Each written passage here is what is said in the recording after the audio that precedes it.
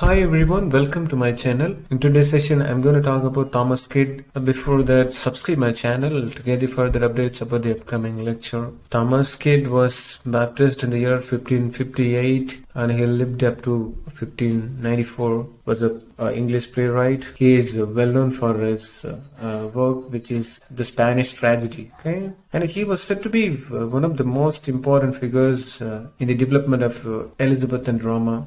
Thomas Kidd fell into obscurity until 1773 when Thomas Harkins, an early editor of Spanish tragedy, who discovered that the Kidd was named as its author by Thomas Heywood in his Apology for Actors. Around 100 years later, scholars in Germany and England, they started to spend light on his life and work, including the controversial findings which he might have been author of Hamlet play predating Shakespeare's, which is now known as Your Hamlet, Hamlet, Hamlet. His birth year was uncertain, but he baptized in the year 1558. Thomas Kidd got educated from Mercantile School, whose headmaster was Richard Mulcaster, Mulcaster. The fellow students included Edmund Spencer, Thomas Lodge. They are the fellow students of Thomas Kidd. Kidd received a well-rounded education there. He showed his gratitude to Mulcaster's progressive ideas. Because of that, he was able to gain such a well-rounded education from there. Apart from Latin and Greek, the curriculum included music, drama, physical education, and good manners. There is no much evidence that Kidd went to the university, but he might have followed in his father's professional footsteps, because there are two letters written by him and his writing style is similar to that of his scrivener. Around the year 1580s, Kidd became an important playwright of England, but he was not known much popularly about his activity. Thomas Kidd was called as our best for tragedy by Francis Mears, M-A-R-E-S, who called him Thomas Kidd as our best for tragedy. Even Heywood also said, like famous Kidd. Heywood called him as a famous Kidd. Ben Jonson mentioned Thomas Kidd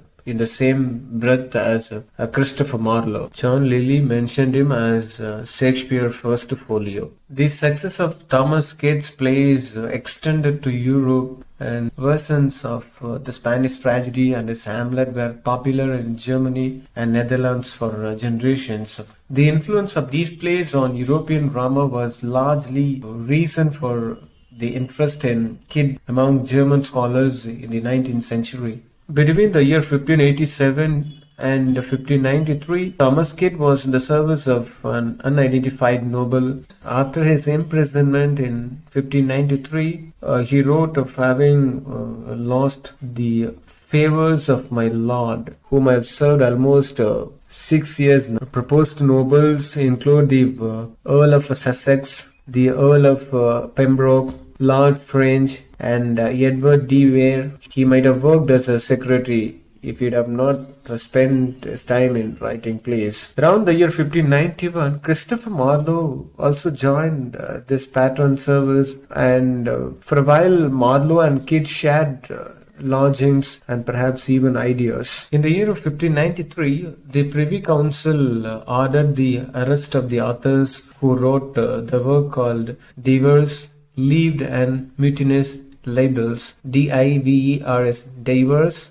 Leaved, L-E-W-T, Leaved, and Mutinous, M-U-T-I-N-O-U-S, Mutinous Libels, L-I-B-E-L-S, libels, which had been posted around London. The next day, Thomas Kidd was arrested among the others. Later, he believed that he had been the victim of an informer. His lodgings were searched, and instead of evidence of the libels, there was found an Aryan tract, which described by an investigator as vile heretical conceits denying the eternal deity of Jesus Christ, found among the papers of Thomas Kidd's prisoner, which he affirmed he had from C. Marley. which is believed that Kidd was tortured brutally to obtain this information. Thomas Kidd told the authorities the writings found atheists who believed that Jesus Christ was a homosexual, an uninformed confusion over the Arian and early